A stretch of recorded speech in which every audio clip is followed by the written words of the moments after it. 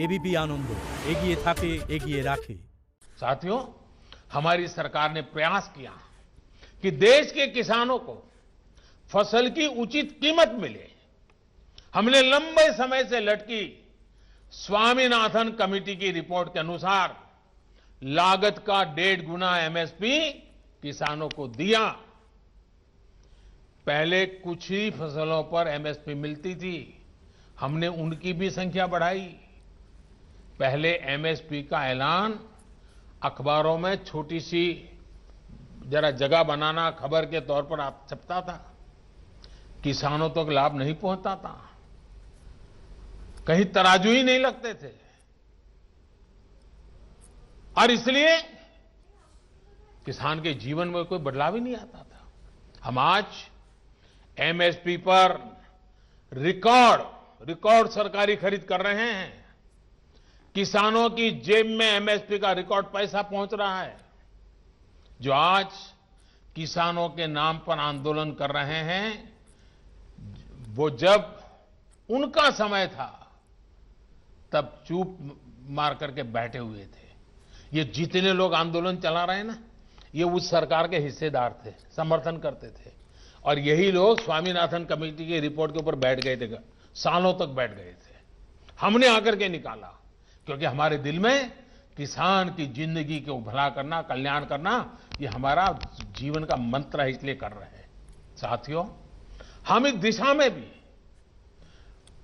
फसल बेचने के लिए किसान के पास सिर्फ एक मंडी नहीं, बल्कि उसको विकल्प मिलना चाहिए, बाजार मिलना चाहिए। हमने देश की 1000 से ज्यादा कृषि मंडियों को ऑनलाइन जोड़ा। इनमें भी 1 लाख करोड़ रुपए से ज्यादा का कारोबार किसानों ने कर दिया है। किसान ऑनलाइन बेचना शुरू किया है। साथियों, हमने एक और लक्ष्य बनाया कि छोटे किसानों के समूह बने, ताकि वो अपने क्षेत्र में एक सामूहिक ताकत बनकर काम करे। आज देश में 10,000 से ज्यादा किसान उत्पादक संघ एफपीओ बनाने का अभियान चल रहा है। उन्हें आर्थिक मदद दी जा रही है।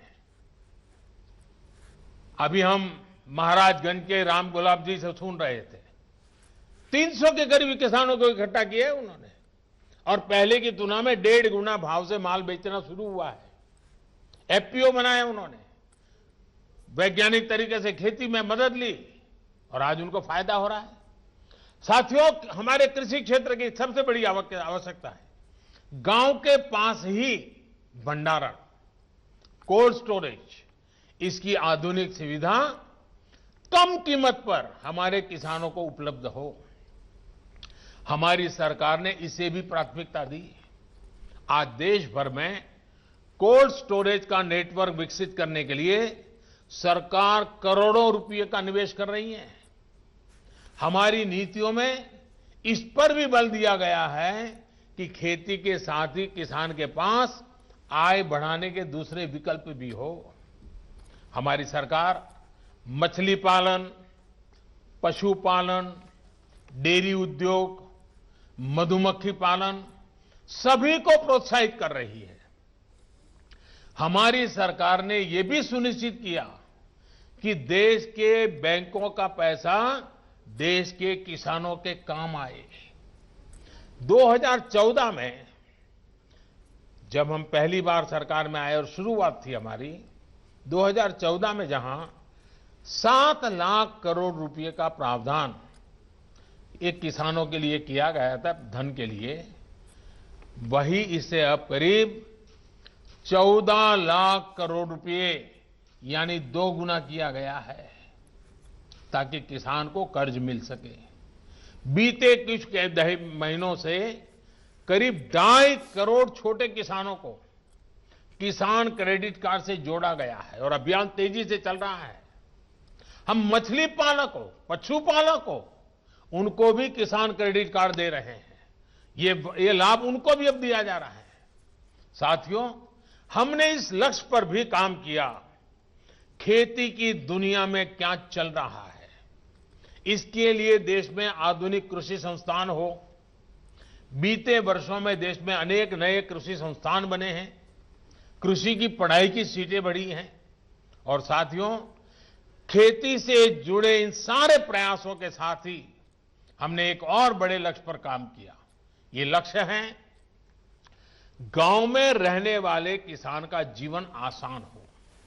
साथियों, आज जो किसानों के लिए इतने आंसू बहा रहे हैं, इतने बड़े बड़े बयान दे रहे हैं,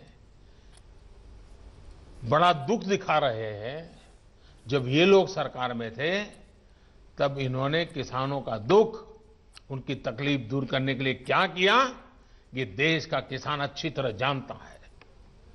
आज सिर्फ खेती ही नहीं बल्कि उसके जीवन को आसान बनाने के लिए हमारी सरकार उसके दरवाजे तक पहुंची है, खेत के मेड़ तक पहुंची है। आज देश के छोटे और सीमांत किसान को अपना पक्का घर मिल रहा है, शौचालय मिल रहा है, साफ पानी का नल मिल रहा है। यही किसान है जिसे बिजली के मुफ्त कनेक्शन, गैस के मुफ्त कनेक्शन, ये बहुत बड़ा लाभ हुआ है। हर साल आयुष्मान भारत योजना के तहत 5 लाख रुपए तक के मुफ्त इलाज की सुविधा ने आज मेरे छोटे किसान के जीवन की बहुत बड़ी चिंता कम की है।